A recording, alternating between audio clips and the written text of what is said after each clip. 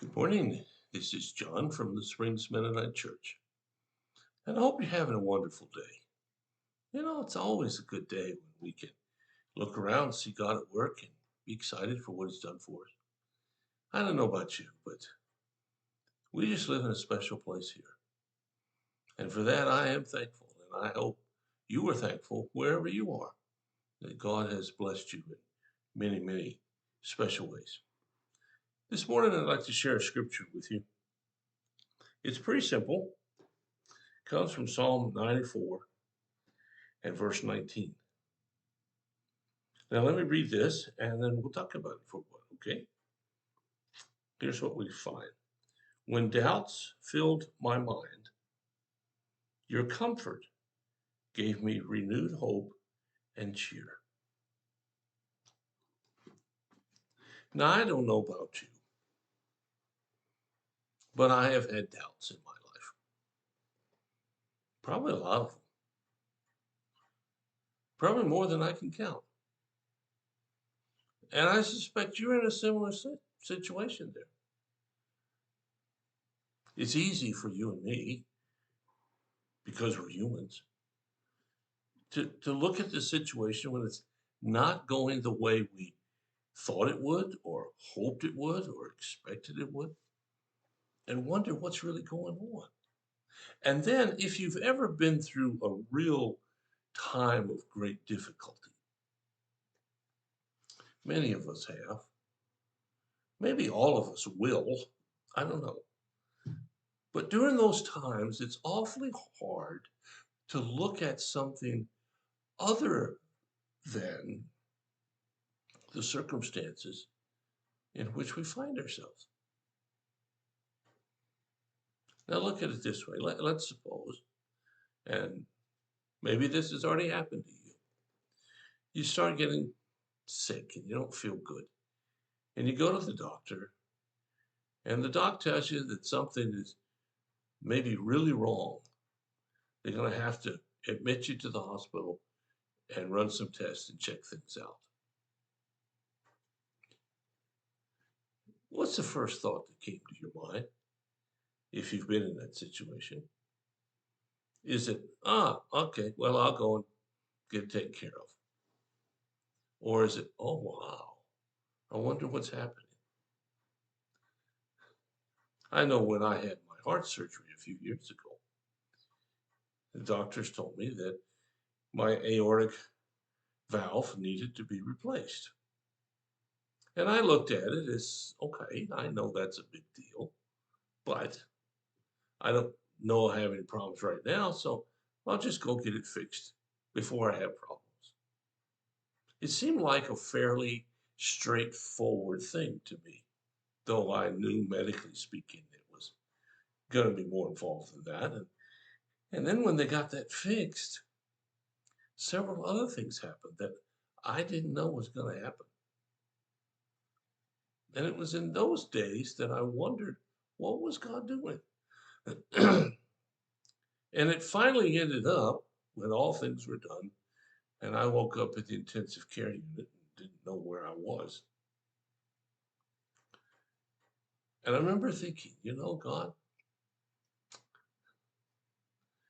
I'm not going to survive this thing because I've gone through all of this for something.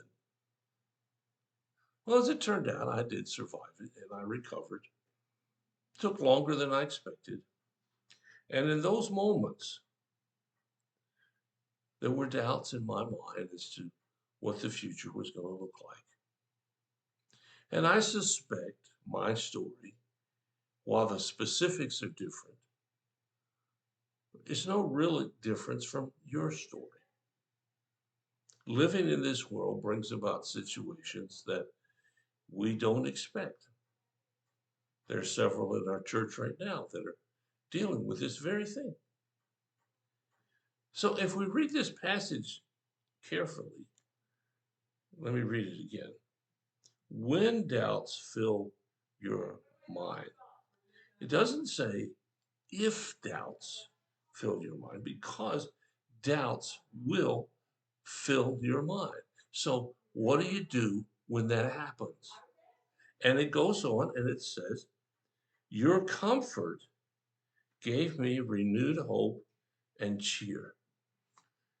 Here, the psalmist is referring to God's comfort. And it says that it gave him, in the midst of his doubts, it gave him renewed hope and cheer. He already had hope, but now he has renewed hope, more than what he had before.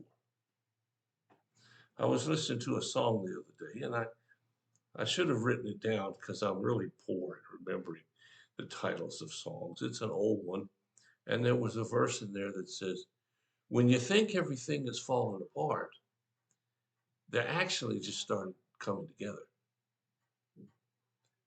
When you think and your doubts are so huge and you think, where is God?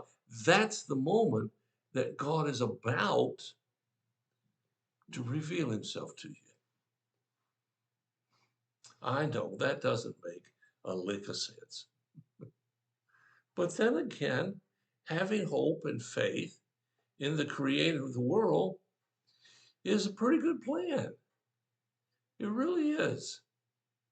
And here it says, when I have doubts, he, God, not me, I don't conjure this up on my own. He gives me renewed hope and cheer.